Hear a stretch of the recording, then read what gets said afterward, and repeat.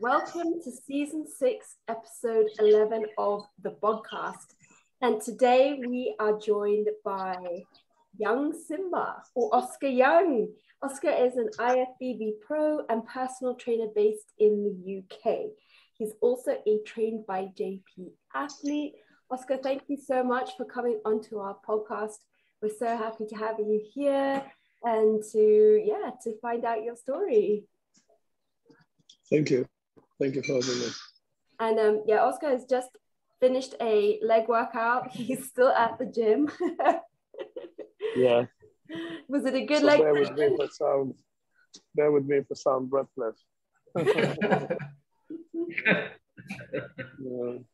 Okay. Great. So Oscar, maybe could you start just by telling us your background, your history, how you got into bodybuilding and personal training? Yeah, to be honest, like there's never a few people ask me this, like, how did you get into bodybuilding, thinking there's a bit of a backstory. But there isn't. Like when I was, in my younger days, I didn't think about training. If anything, I didn't think, I didn't read the Flex magazines and like look up to Ronnie Coleman. I did not have a clue, So it's just like, it was a case of just, I suppose, just some form of insecurity. And then you start training. And then as you train, you have people who then look at you and think, this guy's got something going for him. And that's like literally how I started, you know what I mean? It was just from a point of some sort of just wanting to change my body, I suppose, based off a comment someone made. And I was a bit more on the skinny side then. So it's just like, right, okay, it felt really shit. So you know what? I'm going to do something about it. I went and got myself a personal trainer because I'm thinking, yes, you can play a victim, or you can think it's in my control to change this if this makes me feel shit. And that's what I did. The next day I went and got a personal trainer who started training me. In hindsight, it wasn't the best sort of training, but it got me into the game. And that was training. And next thing, someone suggested, your physique's actually decent. You could enter a competition in the physique category, which I did. And I come out second. There's about 30 guys, and I come out second in that comp. So that was like the initial sort of ignition, if you like. And then from there, obviously, that was like a qualifier, original qualifier. Then there was a final at the end of the year. And then I thought, okay, there's a final here. Things are going to be harder. And then I got myself a coach. I was at Body Power, which is the expo. You guys are aware of Body Power, right? Yeah. Yeah. So I was at Body Power walking around, and actually asked one of the guys, very well known in the industry, was like a teacher, Phil Lenny, he's called. I'm looking to get a coach. Who would you recommend? And he gave me two names. He gave me Jordan Peters and Matt Coles. When I got back home, I sent an email to both, with inquiries. Matt Coles worked out a bit more expensive. I could not afford his services, and I could afford Jordan's services. And that was that. And the rest is history. Here we are today, 9 years deep, Jordan. Yeah, nice. Wow. 9 years, yeah. That's incredible. That's crazy. Yeah, 9 How years. heavy So were you when you did? Sorry, how heavy were you when you did physique? physique, listen, I think I was in my early 70s, I think. Wow. I was in my early 70s. I think I put the comparison not so long ago on my Instagram. So it's just there. from where it started to where I finished, you know, winning my pro card. So I have put on a stage weight of about 40 kilos, 40, 50 kilos. Yeah. See, and that's a 9-year journey, which is what I want to highlight to a lot of people listening. It's not a quick fix. It's 9 years of hard work, consistency. And there's more failure than success in that 9 years, which is what people do not see.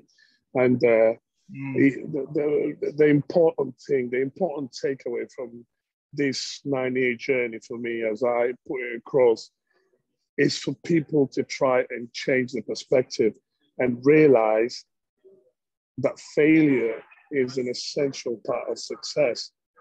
So the earlier you embrace failure, the earlier you're going to succeed.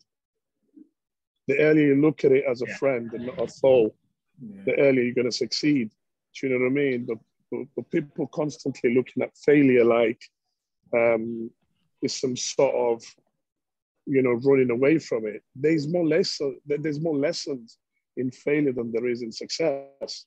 Like, what do you learn from winning? I don't think, you know what I mean? There's nothing, but there's a feeling, there's a feeling of euphoria. It's like being high on like the most expensive drug, and it's addictive.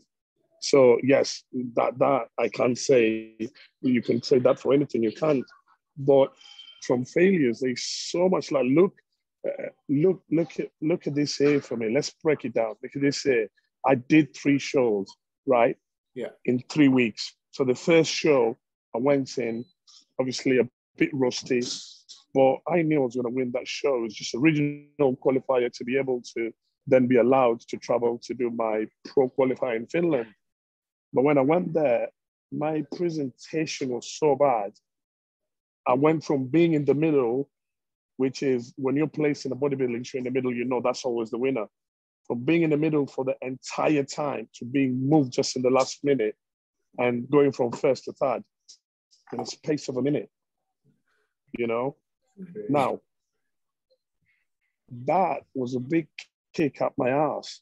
And I thought, I have to sort things out and I have to get things in order for me to, I can't afford to make a mistake in Finland, but it's a pro qualifier. So it was, you know, I had to come back. I tightened up my presentation, lost another 4 pounds. I went into Finland tighter the following week. The following week, got to Finland, got beat by a better guy, comes a close second. Right, okay. What am I missing? Went to the judge. He said, you're missing the condition, you're missing the detail on your legs, which the winner had. Okay, come back.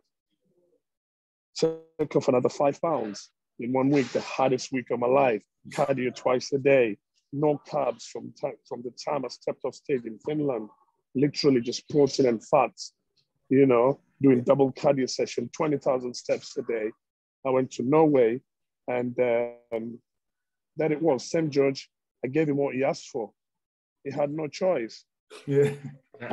So now you want to, so if I then bring this back to the first show, if I'd won that first show, I probably would not have my pro card now because I'd have just been sat on my laurels. Do you know what I mean? Thinking, yeah, I got it, walking in there like I'm the winner. Do you know what I mean? So there's so much to learn from failure than there is from success. So that is like almost the biggest takeaway for myself, and that the listeners would really benefit from. Bodybuilding is a very big metaphor to life. So, you know, that's why I love bodybuilding, because everything we do translates to everyday life. You tell me what doesn't translate. You know what I mean? The discipline and everything. It's like we fight. We're in a daily fight in your head. You're fighting discipline. You know what I mean? The discipline to eat healthy. Do you know what I mean? The discipline to, you know, you're fighting urges. You know what I mean? The urge to stray away from your partner. Do you know what I mean? You're fighting the urge to do things that you're not. Do you know what I mean? The urge to spend money buying something that will leave you broke. You know what I mean?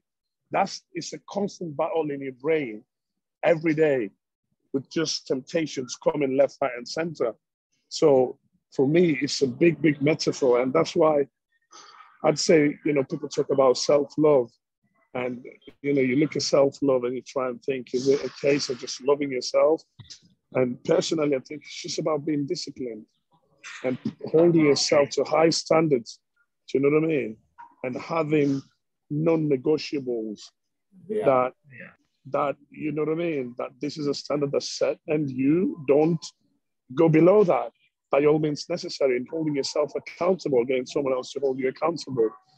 And, you do that at work because, you want a promotion or you want to earn more money, or it's simply your business, you want to make it successful. You do that in your relationship. If you're in a relationship, every day is work. You got to work to keep the relationship afloat, to keep your partner interested. You got to make an effort. You go to the gym, you got to put an effort. It's about progressing and being better every day. So you tell me where bodybuilding doesn't apply. Everywhere. So true. Yeah. Everywhere. It's all about that self-mastery. If you can master self, you can take that through any part of your life. 100%. And it's just, things keep crossing over, you know what I mean? And it's just a crossover of this discipline from this part taking me to this part and this part taking me. And how you do one thing is how you do everything. Someone else said that, I don't know who said that saying, but there's no true saying like that. Mm-hmm. So, and I don't think some of our listeners know you're Kenyan. So could you tell us a bit about how you're claiming it from Kenya to the UK, or how your journey from, because we know like Kenyan. Yes. So my mom was Kenyan, my dad was actually Sudanese, but obviously I identify with Kenya because that's where I was born and stuff like that. But the thing is, my mom passed away at a very early age, and then it's just a case of, things got so hard so quick, and then just through some help, through a bit of a trust fund and putting things together, then I ended up in the UK. Then I went to Reading College at first, which is where I stayed for the majority of my life. And of my initial arrival here, did journalism and photography there. Wow.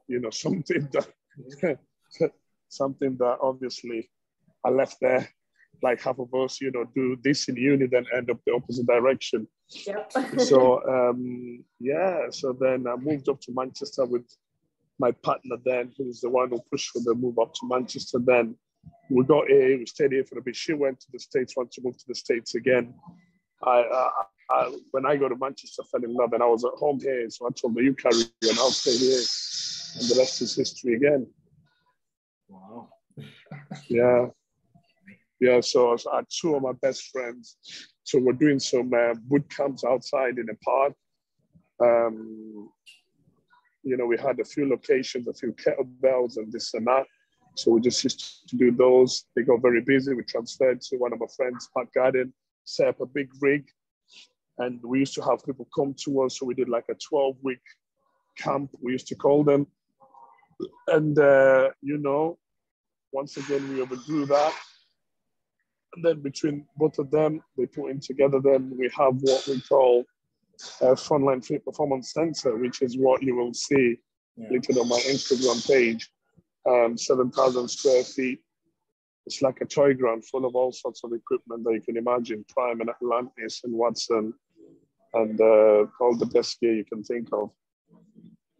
So here we are. Wow. That's amazing. Yeah, so how long have you been a personal trainer for? 16 years, yeah. So actually, when we used to do that, I used to be a Virgin Active, which is like a commercial gym. So I did that, and I did the boot camps because, there's no, like if there's any aspiring personal trainers, the best advice I can give you is start up in a commercial gym. You have awkward clients. If you can solve their problems, then you can then move into a private facility after and be successful there. But don't jump the chain and try and be an online trainer, and you know what I mean? Gather some hours on the gym floor improve there, get experience there, then move up into the chain and see what the rest has to offer. I'm just going to try and move into where I can get a charger because my phone's going to die. Oh, no.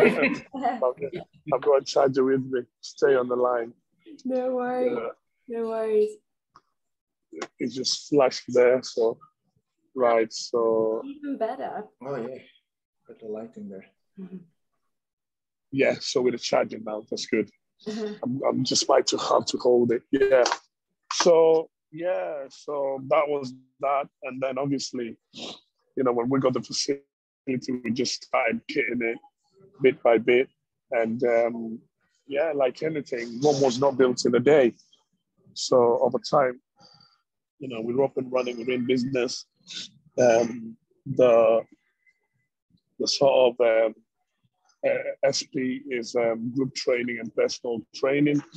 But other than that, it's semi-private. It's just not open to the public because then it helps us really give the top tier service. Yeah. So when your personal training, you can just go from one machine to the next. So then it allows us to charge premium fees that way. And then the kit stays brand new.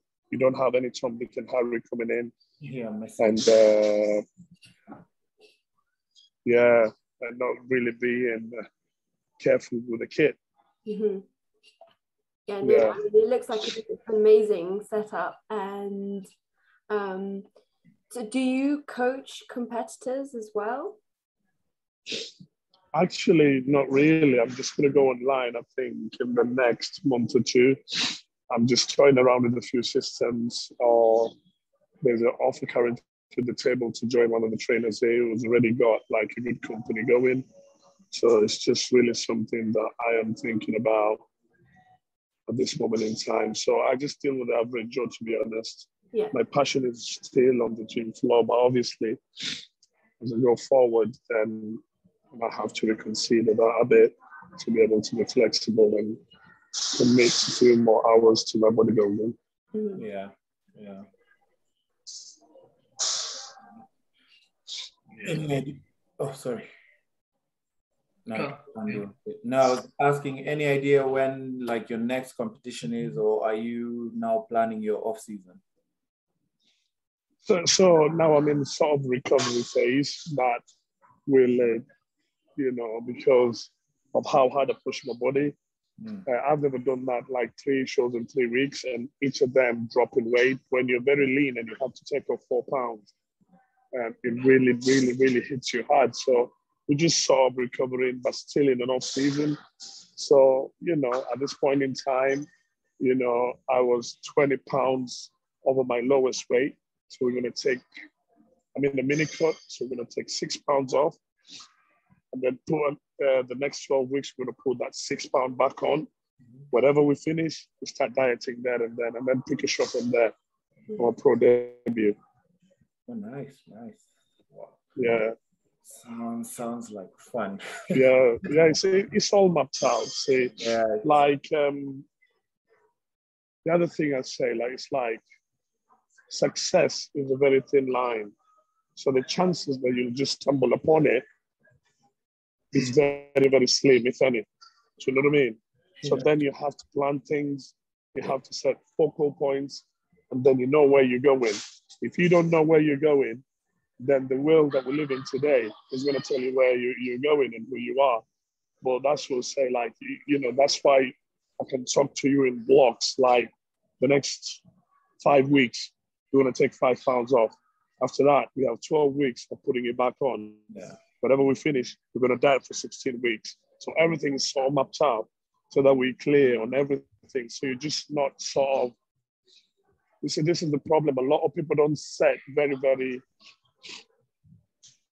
particular goals because they fear failing. And then everyone's saying, oh, yeah, you failed. So they just sort of browse about. That way, if they fail, then they didn't commit in the first place. So which I feel is that's just really satisfying your ego, really. Because when you go to bed, you know yourself, really you did fail because you didn't set a particular goal. Do you know what I mean? But I think the secret is in just making a commitment. Like, can you imagine just going your full life without ever committing to anything? Do you know what I mean? Without ever making a commitment. People do it. People coast through life without committing. No commitment to a goal, no commitment to in work, no commitment in a relationship, because people just fear failure.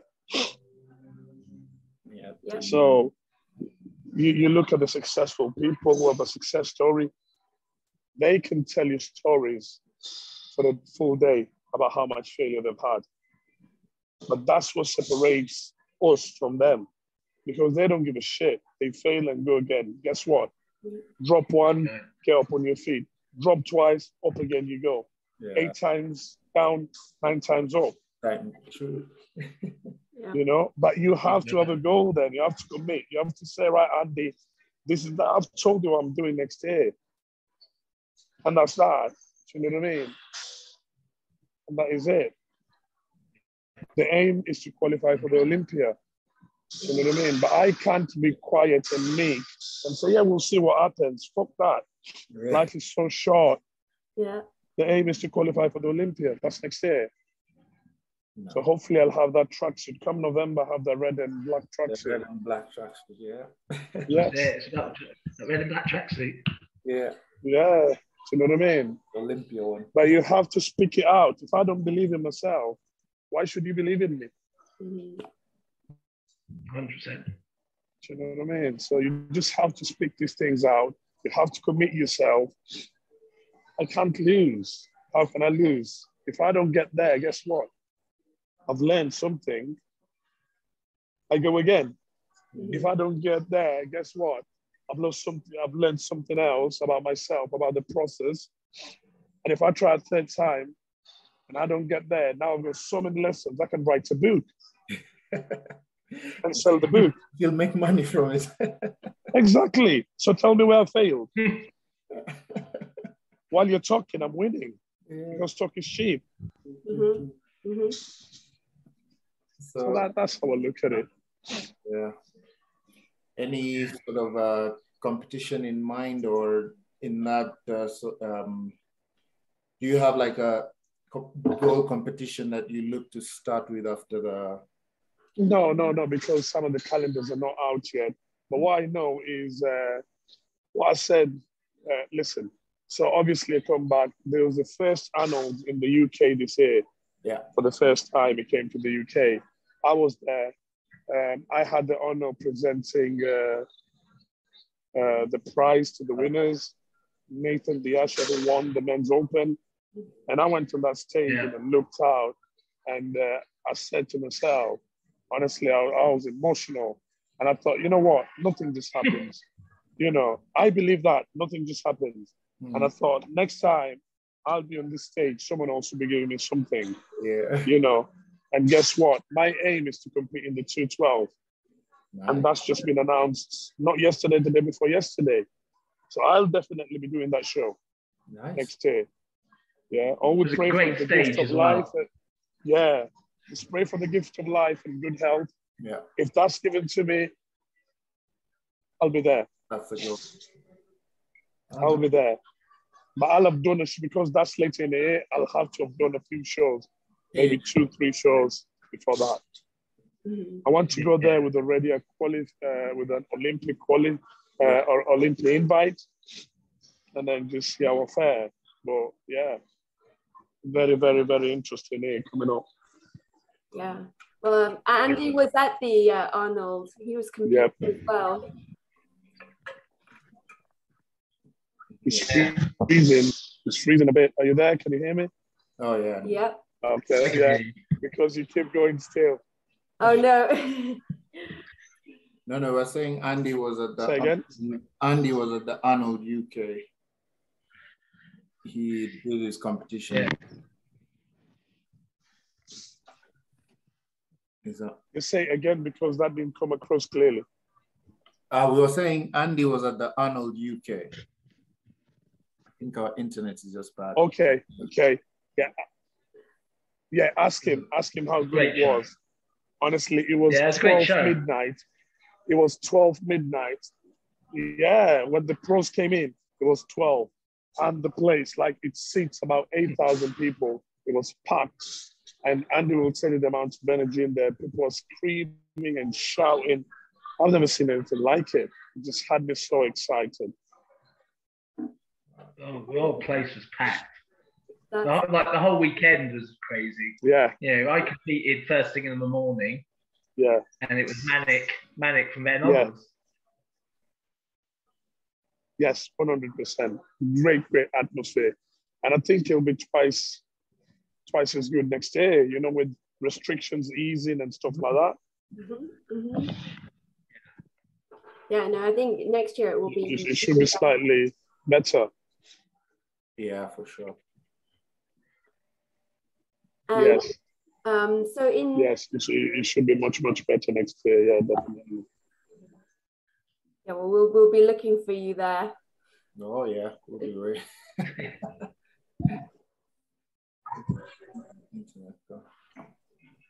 Can you hear us okay, Oscar? Yeah, definitely. You know, that's a goal definitely that we're working to achieve. So as I come off,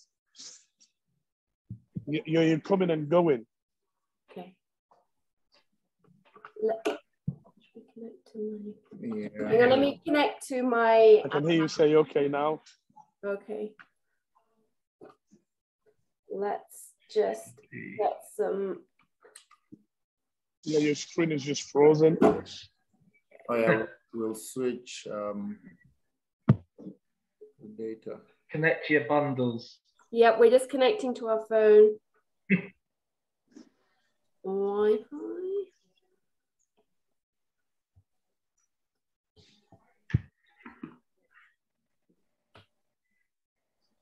Okay.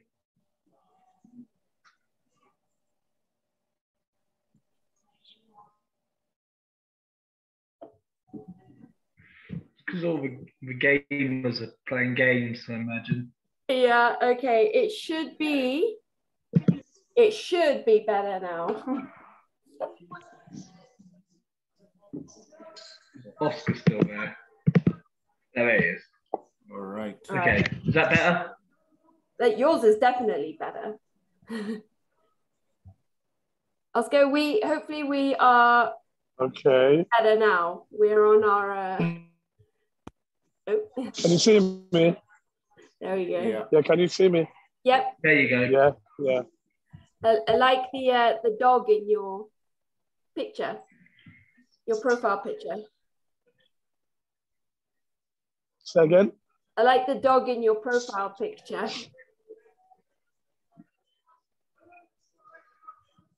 My profile picture, where? On your Zoom. It's a cute dog. Yeah, that is that is one of my friend's dog. I don't know, Andy, do you know Callum? Yeah. Andy? Callum. You know Callum? Yeah, that's Callum's dog. It's Callum. Yeah, Callum. That's his dog. Yeah. The muscle mentors. Yeah. Sweet. Yeah. That's little dog. He's a good friend of mine. Yeah. So Oscar, I saw in that's why I love my dog Small. Sorry. I saw in your like on your Instagram, you do sort of a lot of mobility work and you work with like Dr. Jordan Shallows. Is that a big part of your training? Say again, you saw me with Jordan Shallows? Oh, wait, I just saw that you like he follows you, you follow him, you do a lot of mobility work. Is that a big part of your training? Yes. So Jordan Shallows, very much, because Jordan Shallows came to our facility with Ben Popolsky, and that's where we met. Mm-hmm. So whilst they were here, I just trained with them. You know, for the time, I think it was for the week they were here. We trained together every day, built a relationship. The same year, I went to New York. I tend to go to New York for Christmas. I went there and we met up there, spent some time there, met together, got to know him a bit more. When I come back, he had the Prescript set up, which was his sort of online education. I was set up over the lockdown, so I enrolled in that, did that. So that was about strength, mobility, and how they interconnect. So yeah, very, very much bought into preparation before the workout by mobility, because then without mobility, you can't get into them deep ranges, you know. So mobility then becomes a prerequisite to strength. You know, if you know, without mobility, there's no stability. Without stability, there's no strength. So yeah, you know, changed my way of thinking in terms of physique preparation before training. You know, I used to just go in and do warm-up sets on the machine. Now, you know, if it's like a leg session, I open my hip gates up, you know, lower back, you know, you look at priming things, you know, like mostly before I do a chest session, I look at preparing the C joint, the upper traps, the lower traps, and the relationship in regards to pressing. So pay a lot of attention to that. So yeah, very, very big part of it. And, you know, got a very good relationship with him as well. So we bounce ideas back and forth every now and then. He's planning a tour to the UK. I actually just messaged him the other day, asking him to give me more details about it, because it's not been back since, because of the lockdown and all that.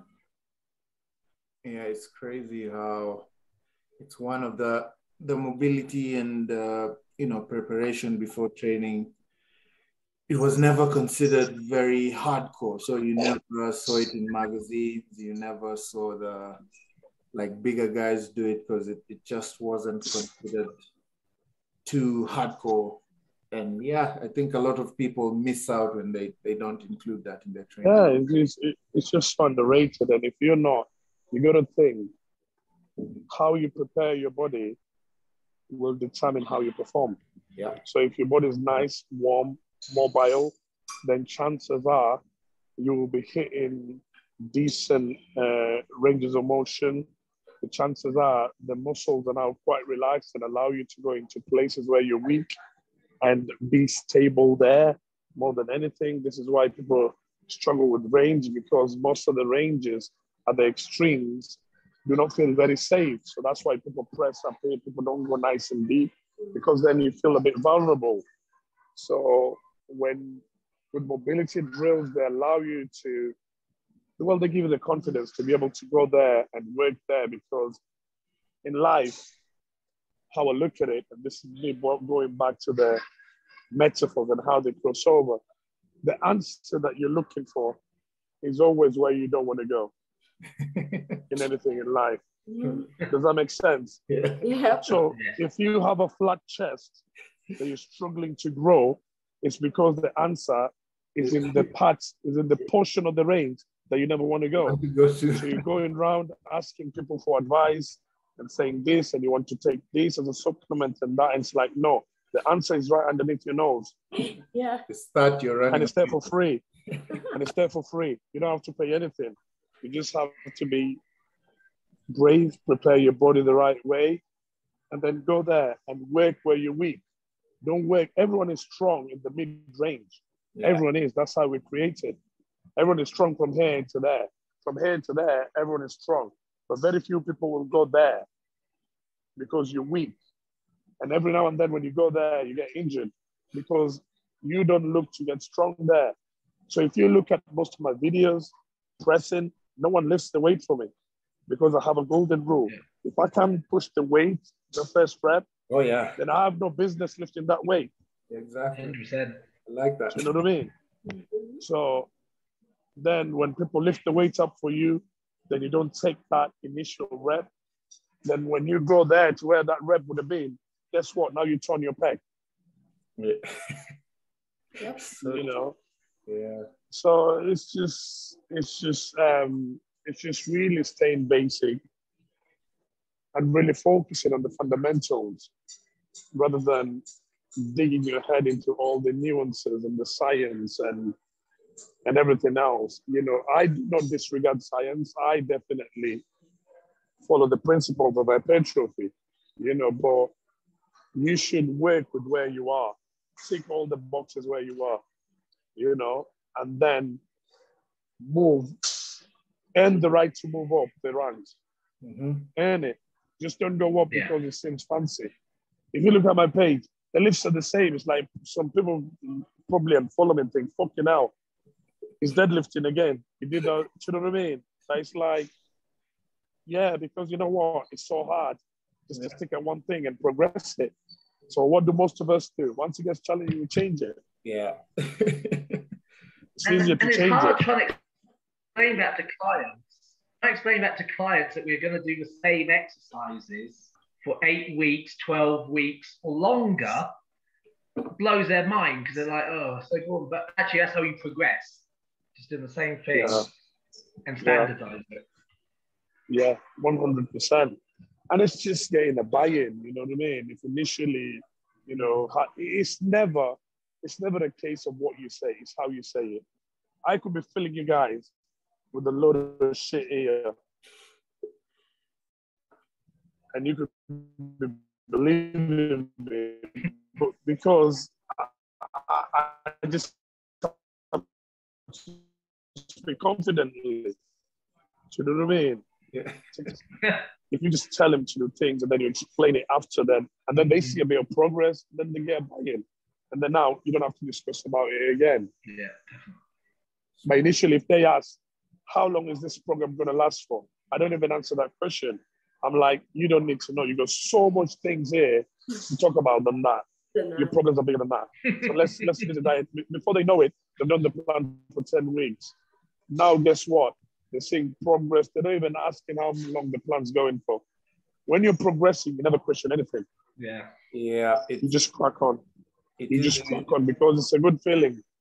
Yeah, it's usually the hardest question to answer, to be honest. It's like, how long are we going to be doing this? And you're like, Wow. Listen, you're in charge.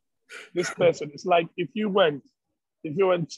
sat in a hospital and you sat across a doctor and the doctor says, I'm going to prescribe penicillin to you as an antibiotic. You say, well, why don't you give me thingy? Like you would never ask that because of how they say it. You know what I mean? They're like, this is what you need. You're going to get this. You're going to take it twice a day. You're like, okay. Okay. You know what I mean? So because you've gone there for their health, otherwise then you cure yourself where you are. Yeah. You know what I mean? Other than that, if clients, you speak from a point of authority, so long as you can back what you're saying up, you can back up that rationale, then you'll be confident. If you're guessing, then you won't be confident. Then they won't be confident in you. Very true. Then obviously it's shaky ground. And Oscar, does the way that you train your clients, is that a similar way to how JP coaches? Is your philosophy similar? No. Some of them, yes. Some of them, no, because you meet people where they are and you respond to their needs where they are. The worst thing would be is to train all your clients the way you train because they are not you. Yeah. Oh, yeah, for sure. Everything is different, experience, biomechanics, the needs, the goals. It's just a whole range. And I train with low volume, and to be able to be successful with low volume, you've got to learn how to train hard, how to apply effort. And very few people can apply effort, even at pro level. Yeah. You know, it's an art because that you have to learn it and you have to expose yourself to train with people who are stronger than you very, very frequently. And then you're humble. I think low volume training requires that high intensity approach. And for people who've never gone there, that's actually hard to fathom. They don't know what actual failure is. Yeah. They don't know how to reach failure, you know? 100%. 100%. That's absolutely accurate. So then this person might need 3-4 sets, you know? So that's what you give them.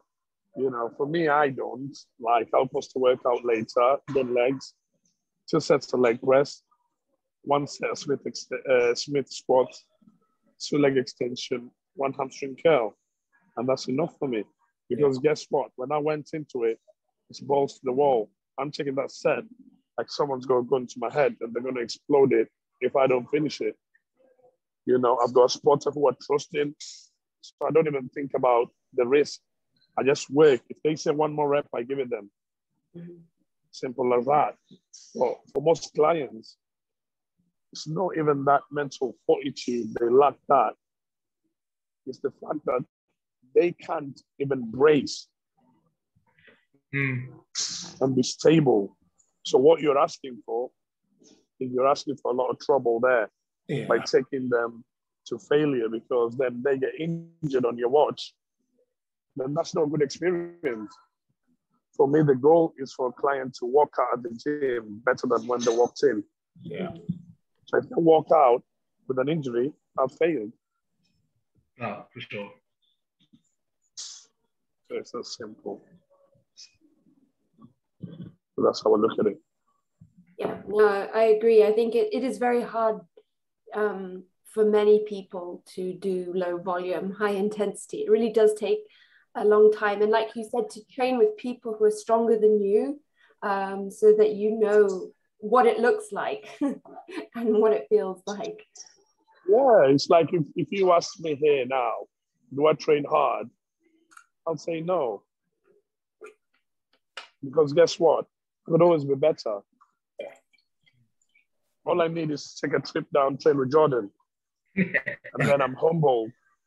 Then I come back here, then my game is, I have to up my game again. Yeah. And then I do 6 months, then I go train with Jordan again. Then I'm like, oh, fucking shit. I need to. I got to be better. I got to step up. Guess what? I got to step up.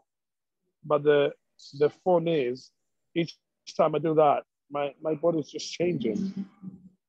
So the Zen is never at the top of the mountain.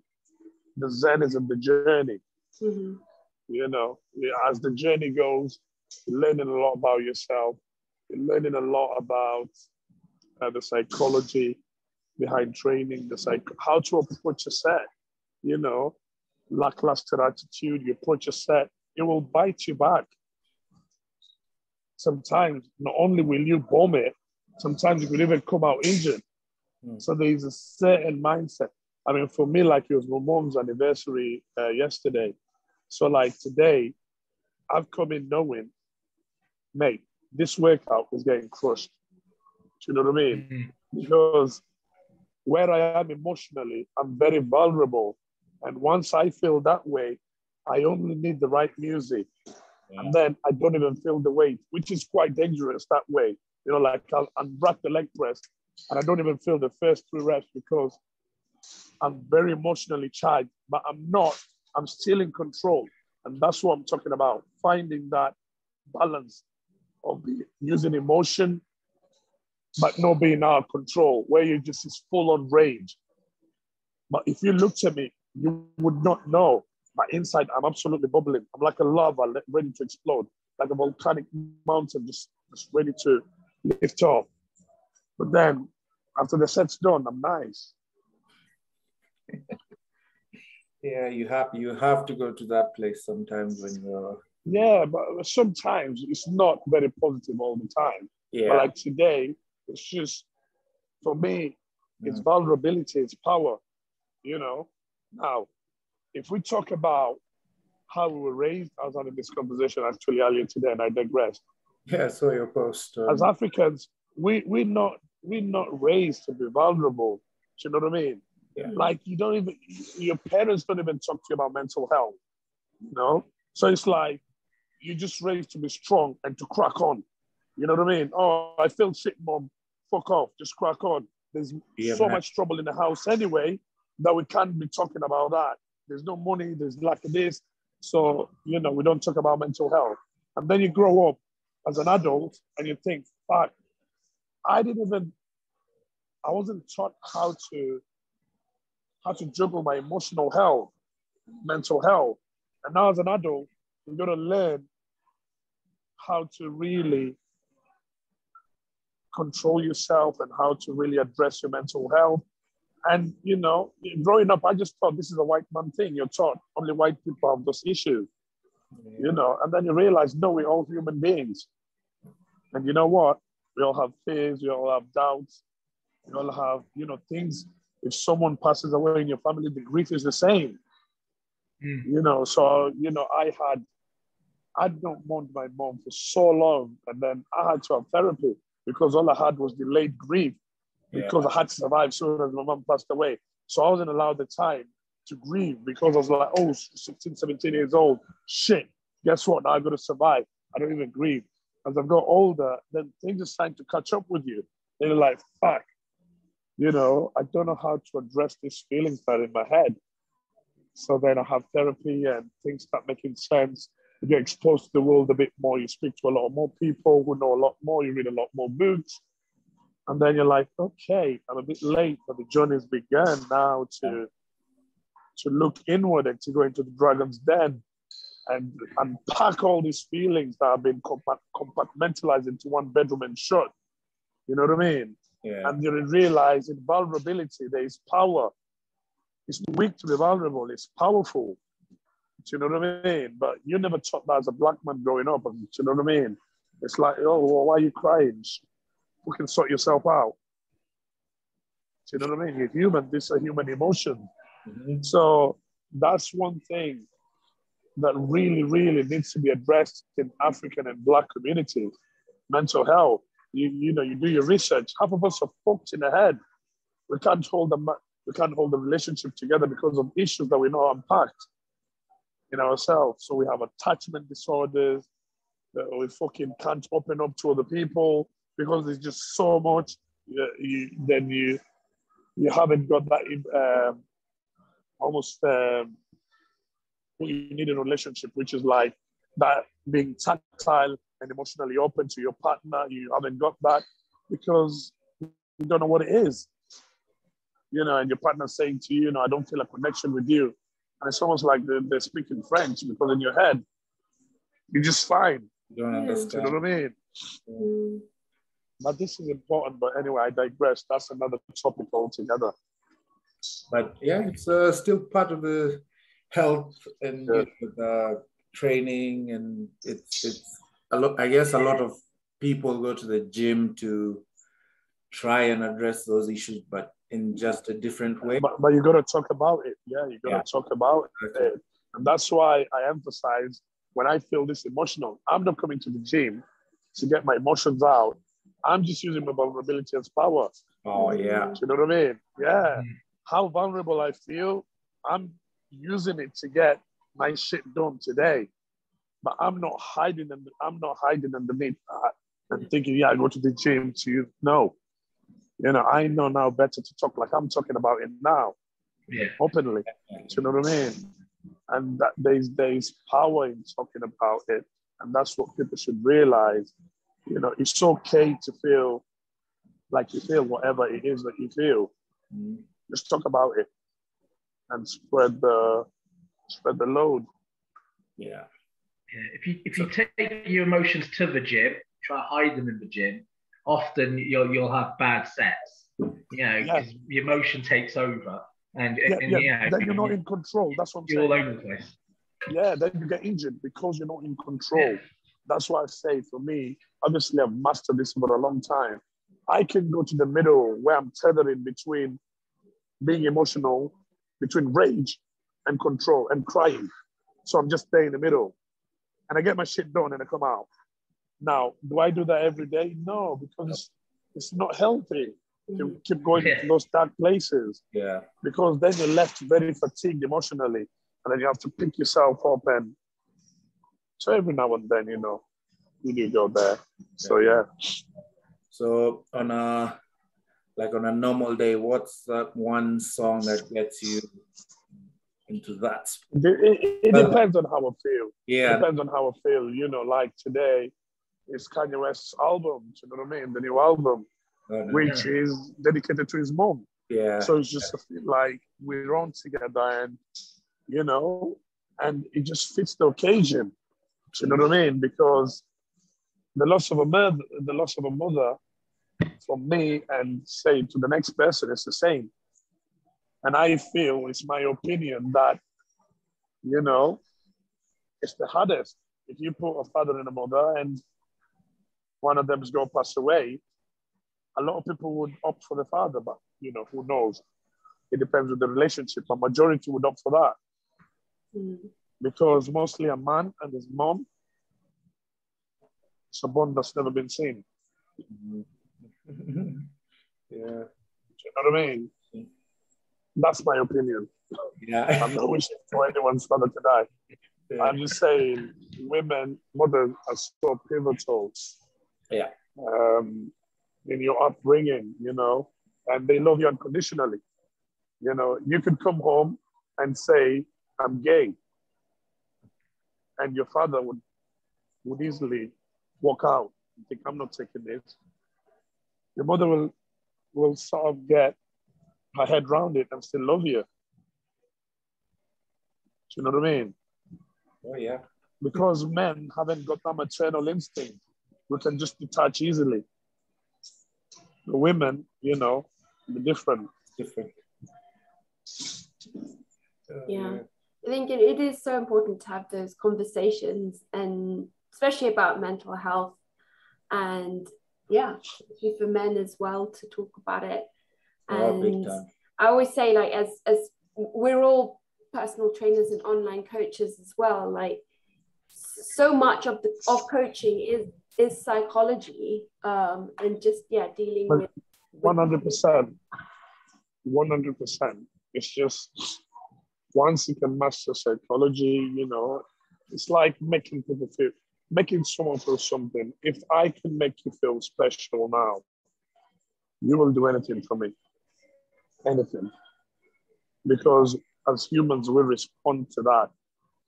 You will forget what someone gave you, but you'll never forget how someone made you feel when 10 years down the line.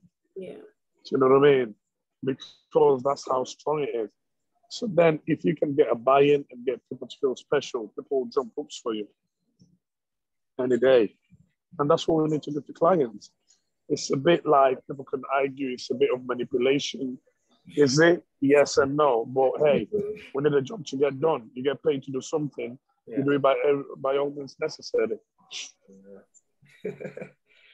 No, it's true. And it is such a huge part. I almost feel like it should be part of like the personal training curriculum to some degree, because you're not given any training. Yeah. You obviously need to refer out to some clients, but I think it should be part of it, because it, you know, you're, especially when you're doing face-to-face training, you see your clients sometimes more than they see their family or friends. You know, you're seeing them 3 or 4 times a week for an hour or so. It's, you know, you're a huge part of their life. But I don't think it can be taught. I just think, and this is what I say, like, it's important you do hours on the gym floor, because you gather a lot of experience. You get a lot of awkward clients. And if you can solve their problems, then, you know, you get seasoned by each hour you do on the gym floor, you know. So, and then over so many years, then what you have is experience that's been picked up about human behavior. And then you're cramming it all into a box, and you know how to use it against humans. You know what I mean? Mm-hmm. So then as you then get into the 10-year mark of coaching, then now you start looking towards then courses that will put that knowledge you have together. And then you can correlate human behavior and stuff like that. But I always use the analogy. People ask me on the site of the Train by JP site, I want to be an online trainer. It's like, look at an Airbus, right? The biggest plane, the double decker, say, yeah? So look at the pilot. How old do you think the pilot is? When you fly and you're going in a big plane, how old is always the pilot? Are they older or are they younger? Yeah, always old man. They're always old men. Do you know what I mean? Like this guy's become a captain at maybe 50, 60. Oh, yeah. Why? Because to fly that plane, you need so many hours under your belt. Mm-hmm. So it will take the majority of your life trying to get those hours. And then once you get them, then you qualify to fly a Boeing, Airbus. Do you know what I mean? but only until you accumulate those hours. And most of those guys are ex-military, because guess what? Only in the army can you get planes to fly every day. Yeah. Do you know what I mean? Otherwise, if you have to pay for it yourself, it's very big. It's there. It's very expensive. So most of those guys are ex-military, and that's how they've been able to get those hours under their belts. I think it's like 25 and 30,000 hours before you fly that. So that's the same as a personal trainer. You want to get so many hours on the gym floor to be able to earn your right to go online. If you can't solve someone's problem face to face, how can you solve it when you can't see them? Be close to impossible. There you go.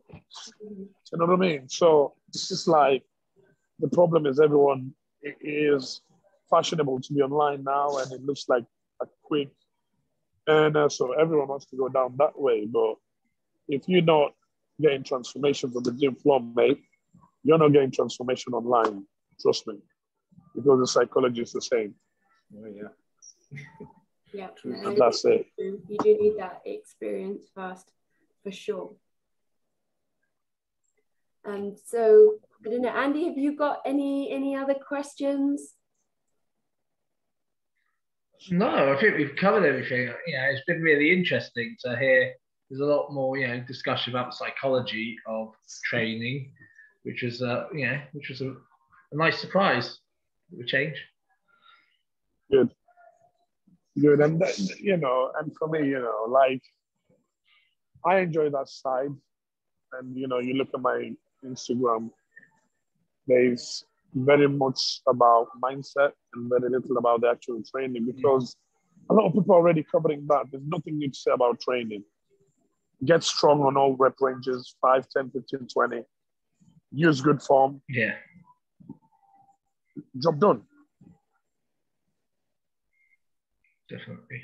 That's it. Look to get strong across different rep ranges with decent form. Focus, only use volume you can recover from. Eat your food. Focus on your sleep and digestion. Manage your stress, and you're laughing. So how many posts like that can I write? Do you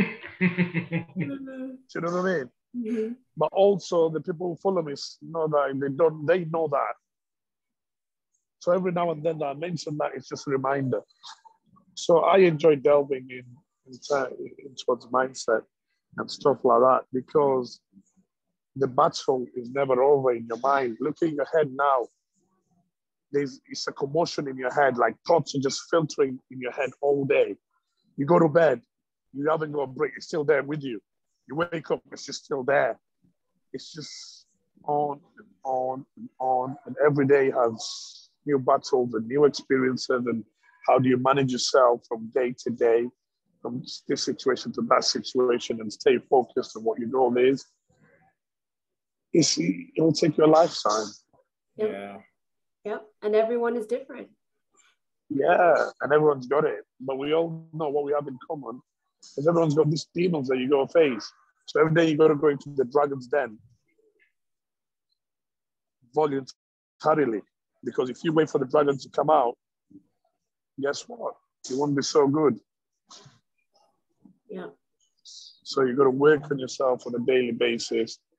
And you're always caught in that stack of work from building up to where now it is unbearable. But yeah, that's it in a nutshell, to be honest. Yeah, no, I think that's fascinating, and such an important side of training that not many people talk about, and it should be. Yeah, training is easy, but the psychological side of it, that's what people don't talk about it, because it's complex. Yeah, it's uncomfortable. Yeah, it's uncomfortable, it's complex. But I'm not saying I've got the answers.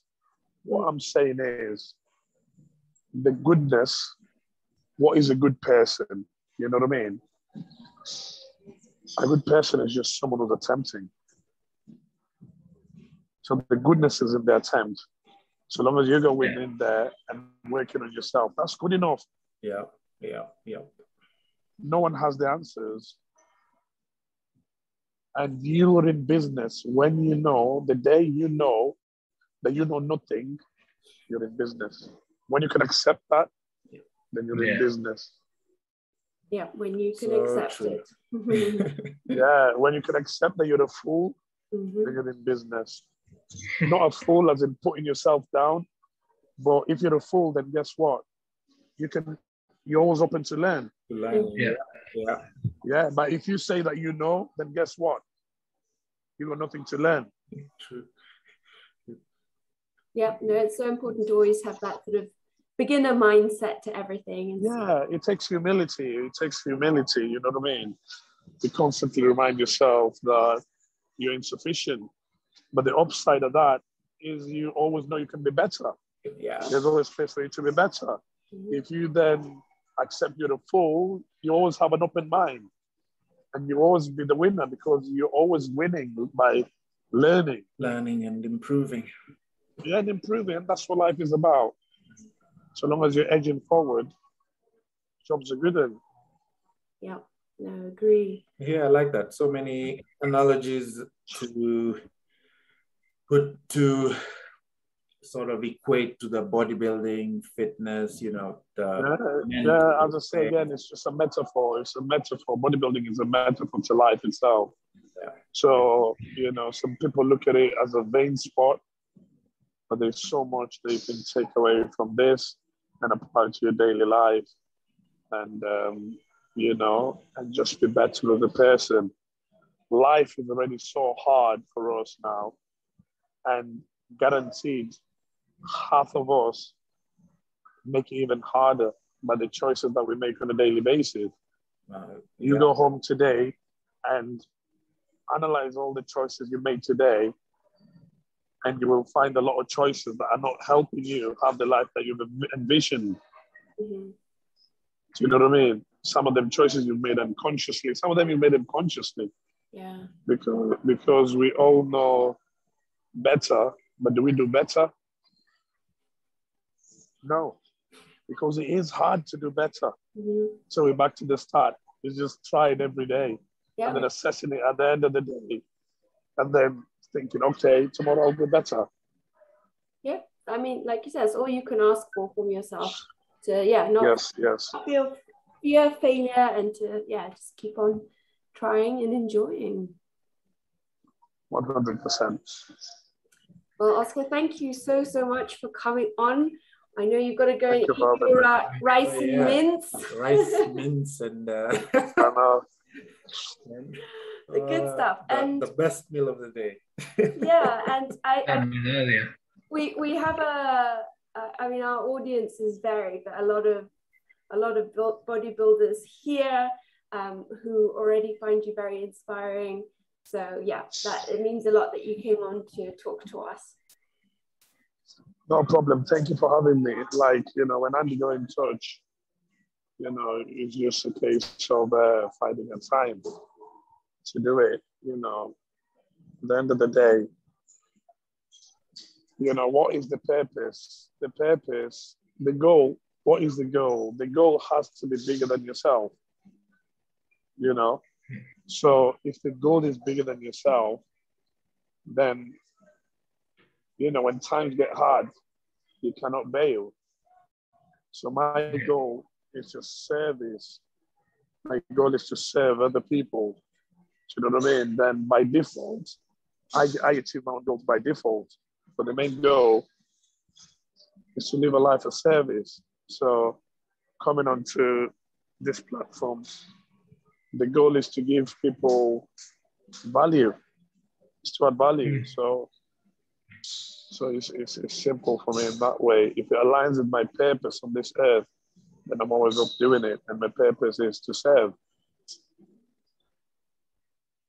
Well, we appreciate it. And you've given us great value. And it's been really refreshing to talk about different things in relationship to sort of bodybuilding. So that, it's been wonderful. Yeah, you know, bodybuilding, everyone talks about bodybuilding. So it's just, trying to attack things. We're still talking about it, but we're trying to attack it from a different perspective. You want to provoke thought. You don't want to tell people what to do. Yeah. And that's like one pet peeve I have. It's like, who am I to tell people what to do? Do you know what I mean? But when you can provoke someone's thought, then you leave them with it. Then whatever they make of it, do you know what I mean? That's up to them. So you always just aim to provoke thought, as opposed to saying, you shouldn't do this, you should do that. No, that's not the business I'm in. I don't know myself, so how would I tell anyone else what to do? You know what I mean? Still learning. But you've provoked a lot of thoughts. Yeah. That's the goal. So we're happy. We've got. I know you've said a few things. I'm like, I need to go and think about that. Like, I really, really like your approach. Now you're making me go to bed thinking. Yeah. There we go. That's the goal. That's the goal. That's the goal. The goal is never to be a passenger in life. You know what I mean? Yeah. It's to live a life that is you're constantly questioning yourself. You're constantly questioning the choices you make and whether they align with your values, whether they align with your partner's values. Do you know what I mean? Whether they align with your ethos, because it takes courage. So for me, I always say, I had this conversation yesterday. I think I've shared a picture of my story. I was having a conversation with another guy who left his sponsors because his values didn't align with those of his sponsors. So he actually walked away from a very good amount of money per month. And I remember saying to him, of all virtues, courage is the most important virtue to practice. Because without courage, you can't speak the truth. Without courage, you cannot be kind. Without courage, you cannot love. Without courage, you cannot stand for your principles. Without courage, you cannot be patient. Without, and the list goes on. We could be here all day. Yeah. You know what I mean? So, once again, it's just different perspectives and different things to focus on that will get you where you want to get. And it's never always working towards a goal, because without courage, I won't then accept Andy's invite here. You know what I mean? Yeah, yeah. But, you know what I mean? And then the chain would not just go on, and then I would end up not affecting people beyond my tribe, and and this and that, and then I won't be fulfilling my purpose. So it takes courage from Andy to be able to message me, and say, "Are you willing to come on this podcast?" And then take courage for me to accept it and say, "Yes, I am." Whether it was related to Africa or not, and Kenya or not, even though he tried to sell it to me that way, but he wasn't selling it to me. I suppose he was just telling me how important it is for people beyond the boundaries to listen to. So sure. I think I've rambled enough. So, so that's that. Yeah. So great. No, that's wonderful. Thank you so much, Oscar. Yeah, and thank you. I don't know if Mandy might be competing next year at the Arnold. If he does, we'll have to come and support him. We might even see you in person, which would be amazing. Yeah, definitely. Like I say, the gift of life and good health, I plan to be there in the 212 division. Nice. Excellent. Yeah. Can't wait. Good. Great. Well, enjoy your rice and mince. And Thank you. Thanks again, Oscar. Thank you so much. Thank you so much. Thank you. Thank you, Andy. Thank you. Okay. Bye. Bye. See you. Yeah.